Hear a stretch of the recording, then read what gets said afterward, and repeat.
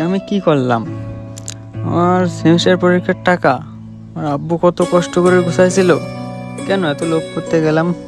জুয়া আসলে মানুষকে এভাবে ধ্বংস করে। এখন আমি পরীক্ষাটাও দিতে পারবো না, জীবনটা মনে হয় আমার এখানেই ধ্বংস হয়ে যাবে। কি আত্মিছে সে সকালের তে? ভাই ভাই দেখ দেখ, আজকে আমি সকালে 100 টাকা ভরে 1000 টাকা উজো দিছি। আজকে তো আমি ধনী। ভাই মাস শেষে তুই তো তাহলে এখন এলন মাস, তুই তো বড় লোক। আরে ভাই চুপ কর, ভাগ্য আমার খুলে গেছে।